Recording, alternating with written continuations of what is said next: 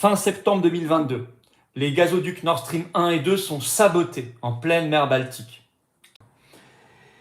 À l'époque, les Russes sont accusés de ça. On sait depuis que c'était les Ukrainiens avec l'OTAN. Bon. Les Ukrainiens ont été arrêtés et l'Allemagne, qui est quand même la première victime, a demandé l'extradition de coupables ukrainiens qui sont en Pologne et en Italie vers l'Allemagne pour être jugés.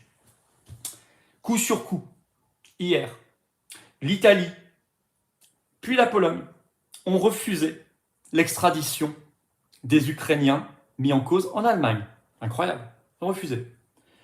Et le Premier ministre polonais Donald Tusk, qui est très européiste et très pro-guerre, très anti-russe, a déclaré aujourd'hui « c'est une affaire classée, on n'en parle plus ». Donc ils ne veulent pas qu'il y ait un procès. Et hier, la Pologne, effectivement, comme disait l'Irlande en commentaire, a demandé officiellement à l'Allemagne de cesser son enquête sur le sabotage de Nord Stream. En disant, avec cette phrase que je trouve succulente, tellement elle révèle tout, écoutez bien, car, a dit la Pologne, cette enquête pourrait heurter la façon dont nous percevons la réalité depuis 2022. Non mais c'est une phrase mémorable, il faut la graver quelque part. Et elle résume le système, le narratif de grands mensonges et le totalitarisme en général. Écoutez cette phrase, comprenez-la.